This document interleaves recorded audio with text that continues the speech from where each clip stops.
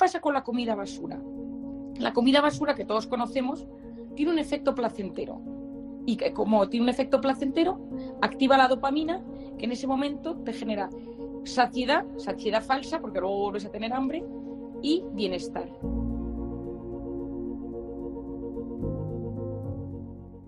Muy buenos días, Marián. Buenos días, Cristina. ¿Cómo estás? Esto parece un círculo vicioso. ¿Qué nos pasa con la comida y con la culpabilidad? Descríbenoslo. Bueno, mira, una cosa muy importante es saber que existe un concepto que se llama la nutrición emocional. Es decir, que lo que comemos y las emociones están íntimamente relacionadas. Por ejemplo, tú tienes ansiedad, estás nervioso, algo te preocupa y hay gente que se le cierra el estómago, pero hay mucha gente que lo que pasa es que le lleva a comer más. Y ese llevar a comer más luego te genera esa frustración o culpabilidad que a veces solo se palía si encima como más. Y entonces entro en ese círculo vicioso. Y yo muchas veces pregunto en consulta y le pregunto a la gente, ¿qué relación tienes tú con la comida? Que todos tenemos una relación con la comida. Unos sabemos que es nuestra vía de escape, otros sabemos que nos atormenta, otros sabemos que es nuestro caballo de Troya, y cada persona, cada ser humano tiene una relación con la comida. Unos puede ser porque de pequeño no tenían que comer y entonces ven comida y su mente se activa porque vamos a comer, no vaya a ser que lleguemos a la guerra. Esto pasó al principio del confinamiento, que mucha gente mayor que había vivido la guerra o eran hijos de padres de la guerra, se pusieron a comprar comida por si esto era como una situación de guerra, latas de conserva, etcétera. Luego está la mayor parte de la población que de repente come comida basura y esa comida basura les genera una sensación de intranquilidad, que ya te explicaré por qué sucede esto. Luego está la gente que mide todo lo que come, que todo lo calcula, o gente muy deportista, que vive obsesionado. Pero ¿qué pasa? Que cuando tu relación con la comida no es adecuada, eso te afecta a lo largo del día. Porque como no podemos vivir sin comer, al final tienes el rum rum de la comida desde que te levantas hasta que te acuestas. ¿Qué pasa con la comida basura? La comida basura que todos conocemos tiene un efecto placentero. Y que como tiene un efecto placentero, activa la dopamina, que en ese momento te genera saciedad falsa, porque luego vuelves a tener hambre, y bienestar. ¿Por qué tiene ese efecto placentero? Porque la comida basura tiene 3 componentes: sal, azúcar y grasas.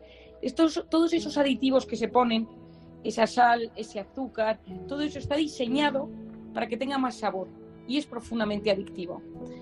Pues esto viene de antiguo, de mecanismos de supervivencia del organismo, que sabía que los alimentos con sal eran buenos para la supervivencia porque regula los líquidos, regula los impulsos nerviosos del organismo. Es decir, que existan estos 3 alimentos, nuestro cerebro lo detecta como algo bueno, pero luego conscientemente sabes que es algo malo. O sea, primitivamente sabes que es bueno, conscientemente sabes que es malo. Y entonces eso genera muchísima culpa. ¿Y qué hacer con esa culpa que te come, que te carcome? Porque esa culpa existe. Hay que tener en cuenta que a todos nos importa la alimentación relacionada, por un lado, o con la estética o con la salud. Es decir, es que hay que tener en cuenta que lo que comemos tiene un gran impacto en nuestro cuerpo, en nuestra forma que nos miramos físicamente, y en una sociedad del siglo XXI donde hay una obsesión por el físico, esto es importantísimo, y luego por otra parte por la salud, porque lógicamente esos kilos de más pues acaban afectando a todo el organismo. Pero es que la culpa es un mecanismo psicológico mucho más arraigado, mucho más importante. El que se siente culpable por la comida también se siente culpable por otras cosas. Que cada uno de los oyentes que esté escuchando esto, que lo piense, que diga, yo es verdad que cuando como y me siento culpable, ¿en qué otros aspectos de mi vida siento esa culpabilidad? Porque la culpa es un mecanismo de adaptación del cerebro. Es decir, cuando nosotros tenemos culpa cuando hacemos daño a alguien o nos hacemos daño a nosotros mismos. Si tú robas, si tú pegas a alguien, si tú echas de tu empresa a alguien, es decir, si tú perjudicas a alguien, sientes la culpa. Y eso es bueno. Cuando tú te haces daño a ti mismo, en una relación de pareja que te empieza a hacer daño, lógicamente los temas que estamos contando de la alimentación, en gente que que hace cosas que no son las adecuadas, se siente culpable consigo mismo. ¿Cuándo esta culpa es peligrosa? Cuando nos invade. Cuando esta culpa está a lo largo del día presente en mi cabeza. Por ejemplo, el que se toma una copa de vino y está todo el día angustiado porque se ha tomado una copa de vino. El que fuma y porque el que fuma. El que se compra algo y entonces todo el día dice, me he gastado demasiado dinero en este tema. Y en la comida sucede lo mismo. Y muchas veces esa culpa viene, bueno, casi siempre viene de la infancia. Porque a todos nosotros cuando comíamos o nos decían pues, que los niños pobres no tenían que comer, o que te ibas a poner gordo, o que no ibas a crecer, o siempre había algo relacionado con la comida. Es verdad que hay niños que comen fenomenal, pero nuestro cerebro, esa voz que nos llega desde que somos pequeños, es luego la voz que tenemos de adultos y se transforma en esa voz de culpa. ¿Me entiendes, Marían, ¿por Cristina? qué no usas el último minuto para darnos un consejo para cómo desactivar esto?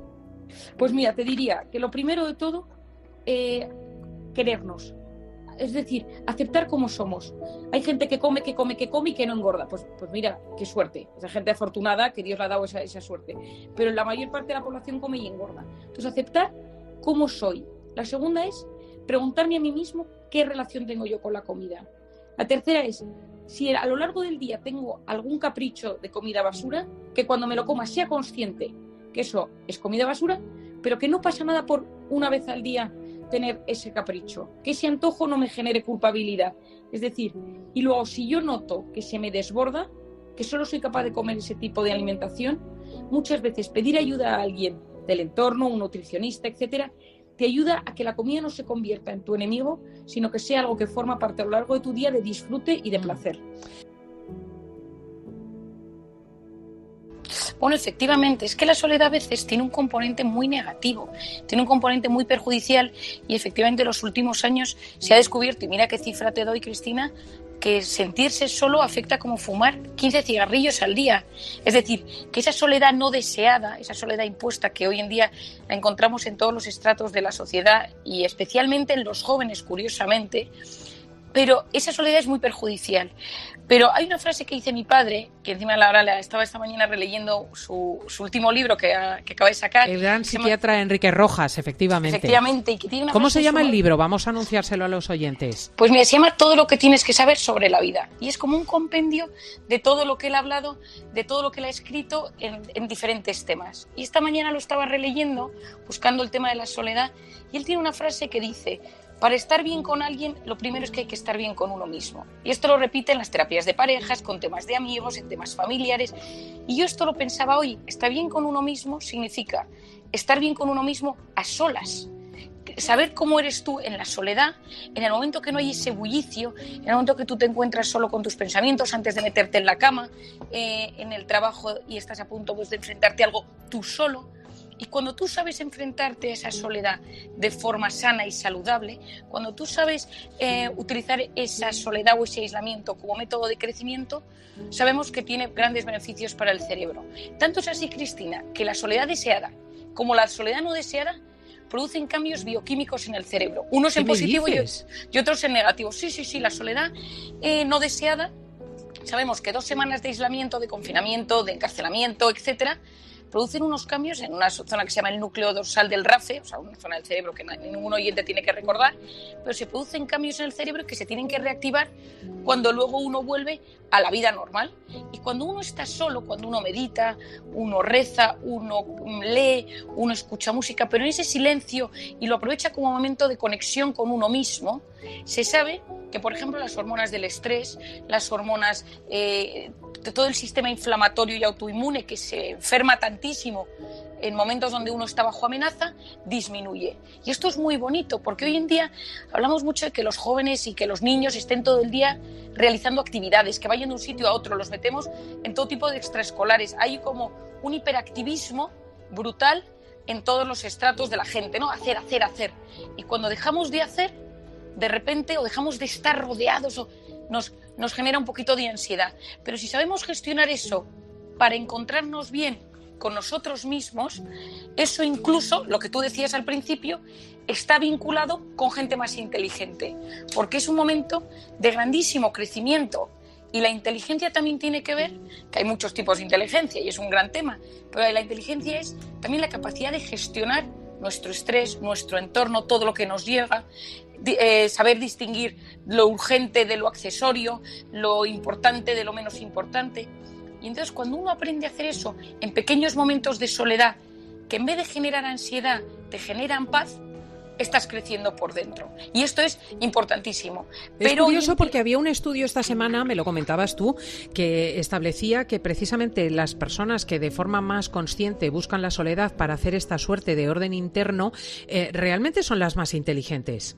Efectivamente, es que el estudio del que hablamos, lo que explica es que esa gente incluso tiene el coeficiente intelectual más alto. También es verdad que podría ser al revés, no tanto que esa soledad voluntaria genera gente más inteligente, sino al revés, que la gente más inteligente busca momentos de estudio, de soledad, de no perderse en tanta gente, ¿me entiendes? Ya no es en doble dirección. Y muchas veces lo que sucede es que la gente pues que tiene más inteligencia, y hablando por inteligencia, más ganas de aprender, de conocer, de entender, de leer, de cultivarse, prefieren estar solos y prefieren tener momentos para cultivar esa inteligencia que estar rodeados de personas. Entonces es de doble carril, de doble sentido. Por eso yo muchas veces digo que cuando aprendemos a estar solos de forma sana, esto nos va a ayudar muchísimo. Por un lado, para conectar con nuestro interior, para saber qué queremos en la vida. Porque si uno no tiene tiempo de parar, son los acontecimientos del día a día los que nos dirigen y los que nos conducen por la vida. Pues y no vamos a tomar nota, porque yo creo que en esto nos ha entrenado necesariamente este confinamiento. Marian Rojas. Pues estos son los sanísimos consejos de Marian Rojas.